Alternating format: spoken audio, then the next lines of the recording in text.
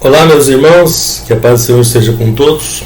Hoje nós vamos ver mais uma aula do nosso curso Bacharel Teologia. Nós estamos no módulo 6, que é o último módulo, e a matéria Teologia Bíblica do Antigo Testamento, que é a número 2 desse módulo, desse último módulo. E hoje é a quarta aula, né? a última dessa série aqui. Nós vamos começar com uma obra Cronísticas, né, que é os livros de crônicas, né, dos cronistas, tá? Bom, estou na página 90, vocês acompanhando aqui embaixo, tá, do seu material impresso. Isso desenvolve através da atuação narrativa e escrita do cronista, que relata a história até o ano 400 a.C., tá? Até o ano 400. Então, para trás, né, dos anos para trás, ano 500, ano 600, tá? São relatadas aí. Bom, são 4 livros canônicos, né, do Antigo Testamento que estão inseridos no conjunto dessa obra aí, que é a primeira e segunda de Crônicas, e também são obras do cronista Esdras e Neemias, tá? Esdras e Neemias, os quais foram elaborados dentro de uma unidade literária, tá? Uma unidade quer dizer que tem a mesma coisa, né, literariamente falando, tá? Como nós vamos ver no decorrer aí do material, tá? Bom, os livros de crônicas desenvolvidos de forma linguística de narrativa, tá?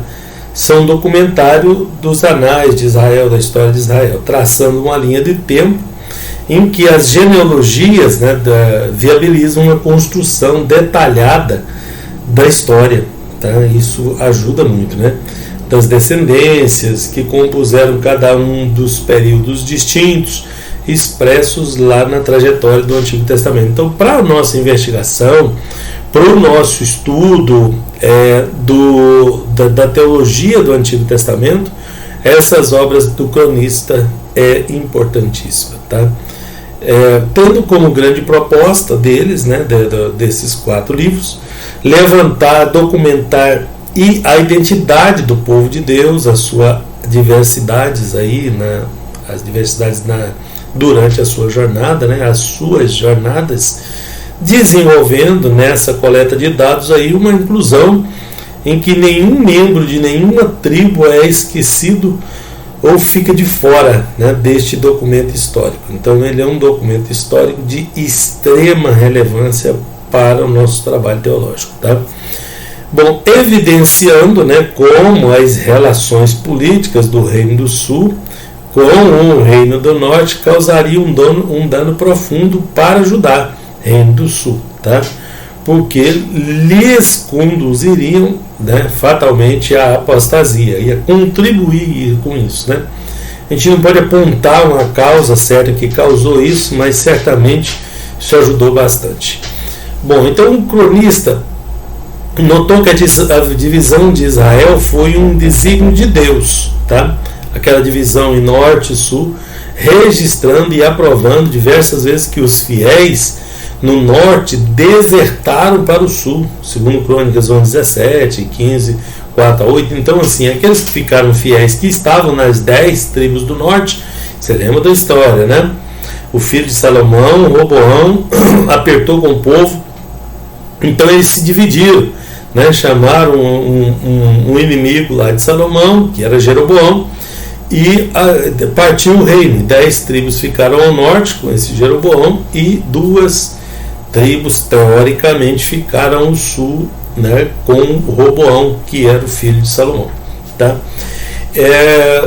Então, por que teoricamente? Porque os fiéis das tribos do norte vieram para o sul, porque tinha a tribo de Benjamim, a tribo de Judá. A tribo de Benjamim era bem pequena, era a menor das tribos de Israel, por conta de um outro incidente que aconteceu lá atrás, que eu não vou falar agora, e também que esses outros, aqueles remanescentes da tribo de Levi, os levitas que viviam entre eles, também ficaram. Então, são esses que compõem o povo de Israel, que foram, a partir daí, chamados de judeus, porque a tribo de Judá era a que tinha maior, que era maior, né? e tinha um maior índice de fidelidade e era maior em número e em quantidade também, tá? Por conta disso, eles foram chamados de judeus. Depois da divisão, essas 10 tribos do norte nunca mais voltaram. Eles foram pulverizados no meio das nações pelos reis assírios e nunca mais retornaram a Israel. Por isso que eles são chamados de judeus doravante e nunca mais voltaram a outro nome. Apesar que não são só judeus, como a gente já falou aqui, tá? Bom, o templo, o rei, né, e a lei foram 3 assuntos que foram tratados simultaneamente, né, pelo cronista, sendo que o segundo enfoque teológico em que o cronista prioriza na sua narrativa, tá? Esse enfoque teológico ele prioriza na sua narrativa, tá? Bom, página 94 aqui, página 94 ainda. Apontamos os 2 livros em seus relatos históricos para a transformação religiosa e política da comunidade judaica, agora restaurada, propondo um repensar socio-religioso, social e religioso para uma revitalização das promessas que estão nas alianças, né? E a renovação da prosperidade econômica na cidade reconstruída, tá? Bom, então a importância teológica desses 2 livros para a teologia bíblica, então, é um mapeamento analítico da restauração de uma saga dentro de suas tradições e do pacto com Deus, tá? Então essa é muito importante, há uma importância muito grande. Ok?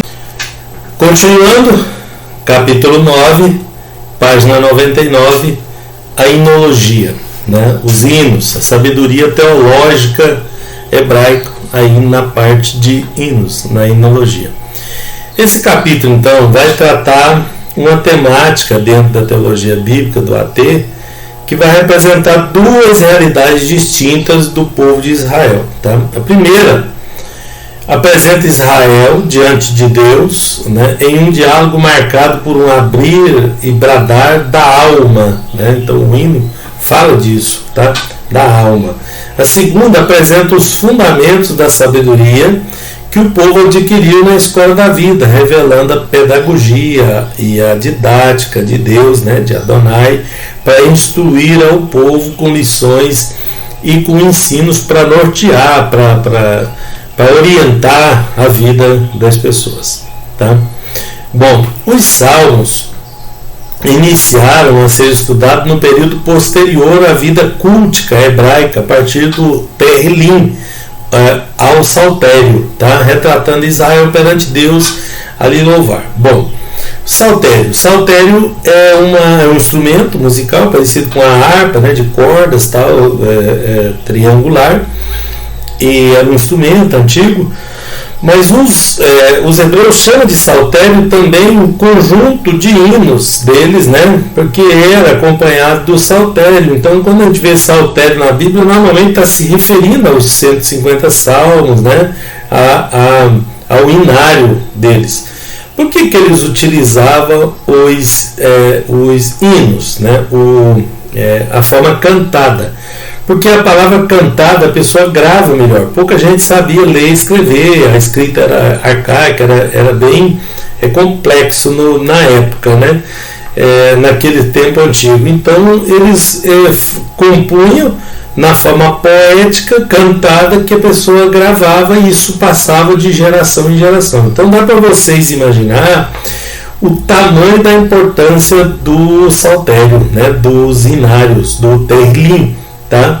Então, isso eram os hinos, né? O cântico, né? E eles tinham muitos cânticos, né? O povo judeu sempre foi um povo bem musicista nesse aspecto aí, tá?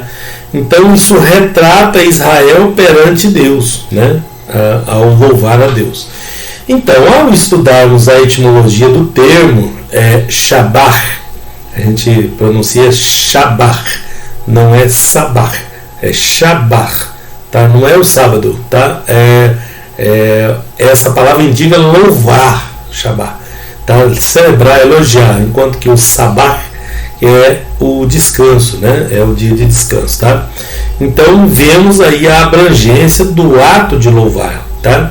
que é louvar, é celebrar, é elogiar. Então louvar é elogiar, é enaltecer, tá? Então um hino em louvor é um hino que enaltece, que celebra, tá? Então por isso que o hino de louvor a Deus, ele tem que celebrar Deus, Deus tem que estar no centro dele. É essa a temática aí dos hinos, né, dos salmos, tá? A nossa harpa também é muito boa nisso, né? Nossos hinos todos são de louvores a Deus. Mas todo hino é de louvor a Deus? Não, tem muitos hinos aí que a pessoa louva o homem, louva outras coisas, mas louvor a Deus é aquele hino que o enaltece, que o elogia, tá? que o celebra, tá? Eu acho que nos perdemos um pouco nisso também, né? Vamos assim dizer. O culto em Israel teve no saltério, tá? Nesse grupo de hinos, uma forma de retratar a história da salvação, né? Se tornando uma celebração em que Israel não somente adorava e enaltecia a Deus, mas também invocava e bradava pela misericórdia dele, tá? Então eles o adoravam, eles o enalteciam, celebravam, mas também invocava, pedia, clamava por sua misericórdia, tá? Então é uma marca registrada dos hinos, né? Dos 150 salmos que nós temos na Bíblia. Que tinha mais, né? O povo de Israel sempre teve muitas músicas, tá? Mas as que foram canonizadas foram aqueles 150 ali, porque era a palavra de Deus cantada realmente. Então, o saltério concede para a teologia bíblica do ateu uma coleção de cânticos, né, orações e doutrinas sapienciais, né, de sabedoria do povo israelita, cantado e pronunciado em grande parte no santuário de Jerusalém, que é uma coisa que o povo de Israel também adotou, né, que isso tudo era feito em Jerusalém, né, no santuário, né, e a gente vai separar isso mais na frente ali para vocês verem. Então o lugar do culto, né, da festa cultica de Israel constituía um marco especial e temporal em Israel, né, que Israel viveu, que sofreu, deitou, agradeceu e se lamentou diante do Hashem, né, do Deus eterno, do, né, Elohim, El Shaddai, Adonai, tá? Bom, então o lugar de culto para eles tem uma importância muito maior, tá? E isso causa muitos problemas, porque hoje esse local, né, tá aqui atrás, esse aqui é o Muro das Lamentações, que é o que sobrou do templo, que é o lugar de orações, e até hoje eles se reúnem nesse local para fazer as orações, mesmo não tendo acesso ao templo lá em cima, né, lá de domínio muçulmano. Eles ainda continuam querendo, almejando fazer o seu louvor, a sua oração, a sua devoção, o seu clamor aí, né, no local, né, do templo, né, de Jerusalém, no santuário de Jerusalém. Nem o santuário tem mais, mas mesmo assim eles continuam lá. Então, a inologia hebraica era o centro da manifestação da devoção, tá? E a exposição da alma do povo de Israel, né, nos seus recôncavos mais profundos, né, lá no profundo da alma, eles manifestavam isso na inologia, na sua adoração, no seu louvor. Porque a gente adora de outras formas também, não só cantando, tá? Mas essa forma de adoração era uma forma profunda, né, que vinha de dentro da alma do povo de Israel. Então, adoração, louvor, né, súplica e confissão fazem parte dessa inologia israelita para o momento de culto, né, para a intimidade com Deus, para a gratidão, para a reflexão sobre a vida, tá? Então, e ao analisar os salmos, o teólogo precisa refletir que o mais importante em Israel não é a sua cultura e religiosidade, mas o que realmente pensa e reflete e age sobre o Hashem, né, sobre Deus, né, e essa nação, né, relacionado, né, à exclusividade que possui perante a aliança com Deus, porque Deus fez algumas alianças diretamente e exclusivamente com Israel, tá? Bom, o salmista, nesse momento do cântico, dos salmos, né, está assumindo os sentimentos do povo. No momento que ele está cantando, adorando a Deus, assume-se os sentimentos do povo perante Deus, né, num sentimento de profunda rendição, daquela forma. Tá? Então a enologia, né, o cântico em Israel, indica para a teologia bíblica do Antigo Testamento que a adoração e o louvor expresso nesses salmos identificam a entrega da alma e do corpo a Deus, né, uma entrega total a Deus, né, em uma comprovação de fidelidade, compromisso, dependência de Deus. Tudo que Deus quer é estabelecer esse relacionamento onde nós somos dependentes dele, ele é o Criador, nós criaturas. Tá? O homem só vai se dar mal quando ele tenta ser independente de Deus. Né? Essa história de independência ou morte é mais morte do que independência. Tá? Então, reconhecendo tudo que ele fez pela nação, ele pode fazer pela pessoa contrito, pela pessoa quebrantado de coração. Ao analisar essas tradições estritamente teológicas, né, do saltério, indica um conjunto de poemas e hinos, né, que apontam a cosmologia judaica relacionada à sua fé. Tá? Porque, segundo os salmistas, Israel provavelmente era o centro do mundo. A partir desse centro geográfico, tá? Israel era o centro geográfico do mundo.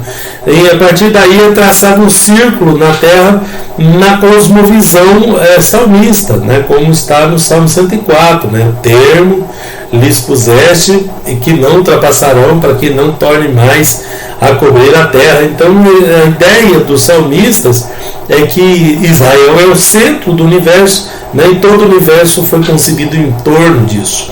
Na concepção deles, a terra, né, era o centro da atenção de Deus, né, usando como parâmetro para se referir a toda a civilização existente. Naquele tempo era mais difícil até analisar isso, né, mas agora é mais fácil com tecnologia e tudo. Né. No contexto da teologia bíblica do Antigo Testamento, os salmos também concedem testemunhos, né, como um desenvolvimento sociopolítico. Tá? Então, dentro desse contexto, tem esses testemunhos também, sociopolítico, né, social e político. No contexto histórico do indivíduo, né, os salmos em Israel representam a verbalização dos mais profundos sentimentos, né, que estão lá guardados dentro do interior da pessoa, no mais profundo da alma da pessoa. O santuário, né, partindo desse pressuposto, é o centro não somente da habitação de Deus em Israel, mas também em que o salmista e o povo expõem as suas realidades em forma poética de adoração. Tá? O santuário, Jerusalém, né?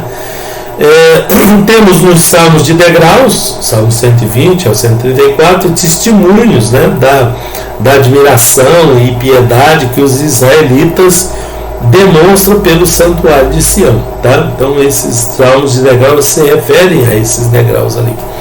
Dentro do contexto que o saltério está inserido e as suas implicações dentro da vida religiosa de Israel, duas teologias surgem, né, dentro do arcabouço temático da teologia do ateio. Tá? A teologia de Sião e a teologia do serviço divino. Né? Então, são duas realidades diferentes, apesar de interligadas. Tá?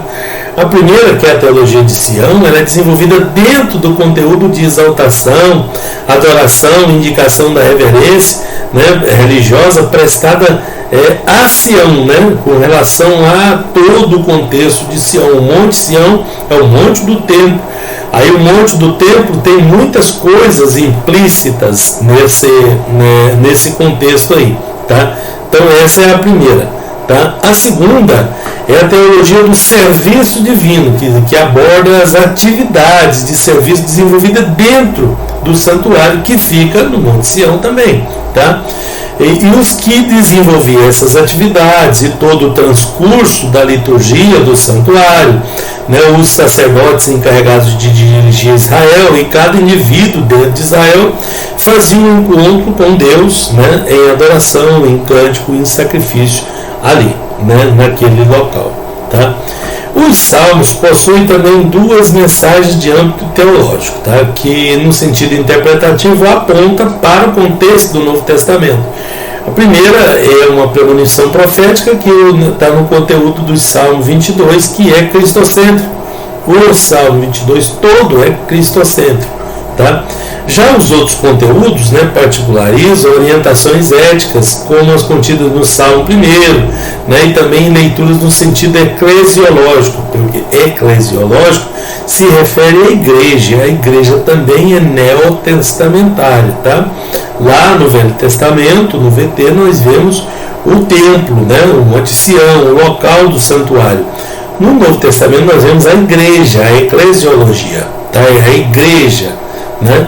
Então, os quais concretizam e têm a sua efetivação no desenvolvimento do conteúdo do Novo Testamento. Então, aquilo que está descrito lá nos conteúdos dos Salmos só se concretizam no Novo Testamento, como várias partes como outras partes da Bíblia também, do Velho Testamento, assim ocorre, tá? Vemos aí os evangelistas citarem com frequência o saltério, né? Se referindo à obra de Cristo e à vida de Cristo aí, tá?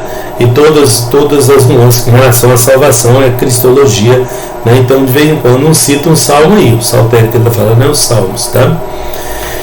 Bom, o conteúdo dos salmos então que abordavam sobre Cristo e a igreja tinha um sentido histórico e uma aplicabilidade profética, tá? Além de ser histórico, era profético, porque apontava profeticamente para a igreja, para Jesus, para a salvação, para o plano geral, né, da Bíblia, tá? E concluindo sobre os salmos, né, que compõem o saltério hebraico, considero a enologia contida nesse conteúdo o fator propulsor da fé já vista, tá? Efetuado, né, claro, em exposição da devoção e da expressão da alma, né, que se encontra em alguns momentos aflita, em alguns momentos angustiada, em outros regozijante perante Deus, tá?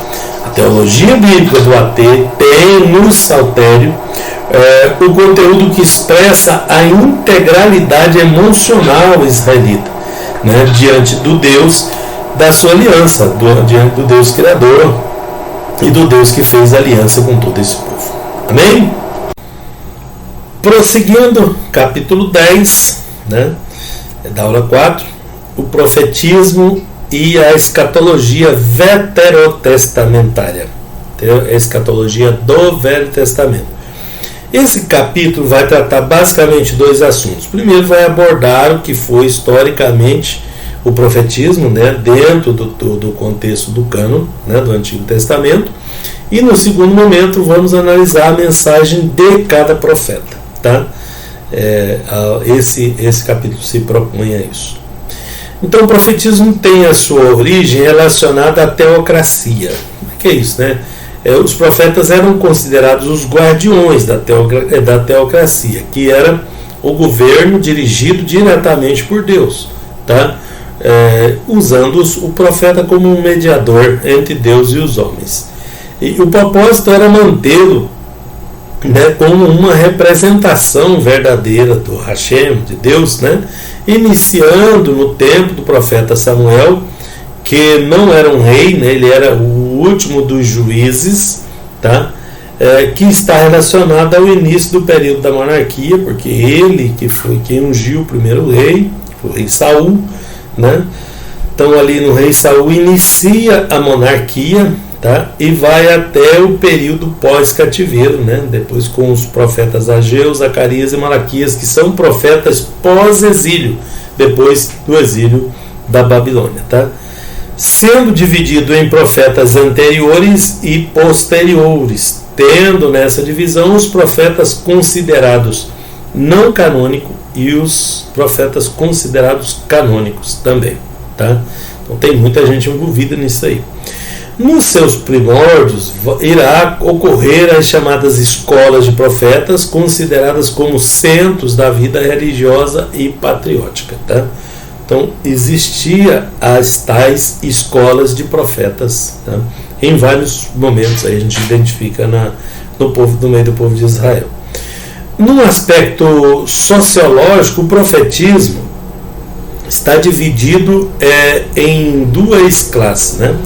O estático, tá? Relacionado com o Nabi, inclusive na Bíblia hebraica é chamada de Nebiim, profetas, tá? Se encontrando relacionado ao santuário, ao culto, ao dia a dia das pessoas. Já o Roé ou Rosé, tá? É associado ao âmbito da vida nômade, é aquele profeta que é chamado para um fato específico fora e é enviado para esse lugar. Então tinha o estático e o móvel, vamos dizer assim, o nômade, né? Que é o móvel, tá? Dois tipos. Estando sempre relacionado ao mediador entre Deus e a nação. Então ele era uma prefigura do mediador, porque só há um mediador na realidade, que é Jesus o Cristo, conforme está escrito no Novo Testamento, tá? Mas tanto o profeta, né, como o sacerdote, eles prefiguravam a pessoa de Jesus como mediador entre Deus e os homens, tá? Então tem alguns que eram fixos, né, em locais distintos, né, como os que ocupavam junto ao templo, por exemplo, atuando como conselheiros do rei também, né? Então esses eram os profetas fixos. Já os nômades, né, são aqueles que são enviados a um local específico para entregar uma mensagem de Deus mediante uma circunstância específica também que esteja ocorrendo com o povo. Então, ao analisar o termo profeta, né, no sentido etimológico, vai para o termo Nabi, tá? Nabi. Porque vocês lembram que eu falei para vocês que a Torá é dividida, né, os escritos de Israel não é só a Torá é a primeira parte, mas são 3 partes e tem 24 livros, diferente do nosso que tem 39 livros, tá? Então, porque é o mesmo texto, tá? É o mesmo texto que nós temos, que os judeus têm no seu Antigo Testamento, e o Antigo Testamento dos judeus é dividido em 3 partes. Mas por que o deles tem 24 e o nosso tem 39? Porque os livros são arrumados de forma diferente. Esse primeiro e segundo Crônicas, por exemplo, é um livro só. Aqueles 12 profetas menores é um livro só. É os 12, por aí vai. Então são os mesmos textos, mas com divisões, separações diferentes, tá? Então quais são as 3 divisões do Antigo Testamento dos judeus? É a Torá, é o Nebiim e o Ketubim, tá? O Nabiim é os profetas, Nabi, profeta, porta-voz, orador, tá? O homem de Deus. Então, essa é a palavra que é utilizada. E Nabiim é profetas, tá? O Rim é o plural, tá? Temos ainda outro termo hebraico utilizado de forma secundária, né? Não de primária, é o Nabi, para indicar a função e atividade profética, que é o Roé e que é o Shozé, tá? Visão profética, vidente, né? Visão profética, Roé, e o Shozé, visão profética, né? Vidente, né? Aquele vidente. Então, são os 2 termos usados para esse, né, que recebe as visões. Como era por acaso o profeta Daniel, ele não era um profeta Nabi, daquele que assim diz o Senhor, tal, mas Deus dava para ele as visões, interpretações, esse era o Roé, tá? Então nem era contado, Daniel nem era contado no Nebiim, e sim no Ketubim, que é os escritos de Israel, que é a segunda parte, tá? Mas era um profeta também, mas com características diferentes, com um dom diferente, com uma circunstância diferente aí, tá? Esse termo, então, se refere a esse último, né? A influência extraordinária sobre a faculdade visual do profeta, pelo qual ele era capaz de ver coisas em vez de ouvi-las, né, com o mesmo efeito que por meio da visão, né, uma mensagem de procedência divina que era introduzido dentro dele, na sua consciência, talvez, né? Difícil saber isso também, né? Afirmar isso, né? Bom, a mensagem verbal que o profeta está comunicando vinha diretamente de Deus. Sempre que enunciado, o profeta autenticava, né? Autenticava, usando expressões como assim diz o Senhor, Isaías 44:7, né? Vemos o profeta declarando em Ezequiel, sendo uma mensagem oriunda de Deus, e veio a mim a palavra do Senhor dizendo, Então ele estava autenticando a mensagem, dizendo que era de Deus, comprovando que era de Deus. Então era um fenômeno estritamente espiritual, tá? A matéria humana, o corpo, né, no caso, era só um receptor, um receptáculo daquela mensagem, tá? A experiência que eles experimentavam era como se fossem transportados para dentro do sonho, da visão, da própria profecia, tá? Mais ou menos isso.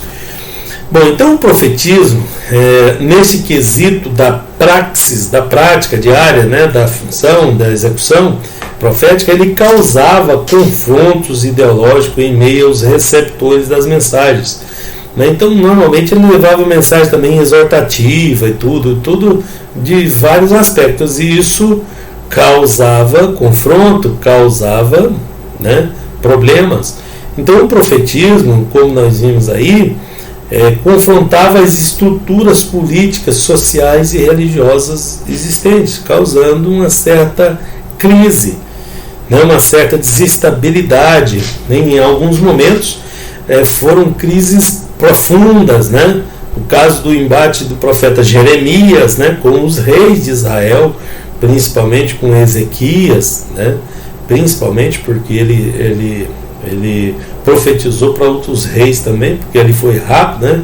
Porque o rei da Babilônia depois, o rei Joaquim, teve o rei Joaquim, teve o rei Zedequias, né? Não Ezequias, Zedequias, tá? E nesse caso aí que teve alguns embates com esses reis por conta da sua profecia, que era contra esses reis, contra a forma que eles estavam levando. Estou dando só um exemplo, tem vários casos desse aí. Então o profeta não era uma função muito fácil no meio do povo de Deus, mas era estritamente espiritual, tá? A profecia ou a mensagem profética iria indicar e revelar práticas pecaminosas, transgressões, desvio de identidade, né?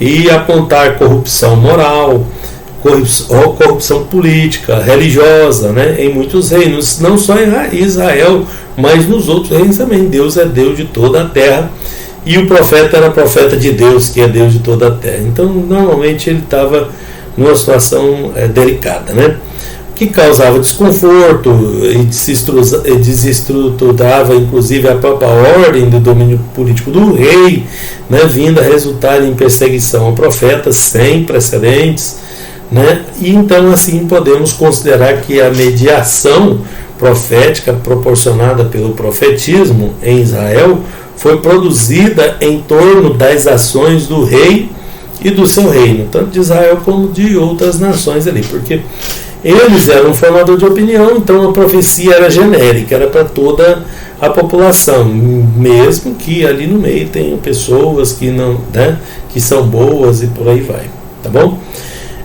Com os detalhes de cada um dos profetas, são vários, né? Eu não vou aprofundar com vocês, mas leiam para frente aí, vocês vão ver a segunda parte aí desse capítulo que fala especificamente da mensagem de cada um dos profetas, ok? Eu vou ficando por aqui, que Deus abençoe, em nome de Jesus.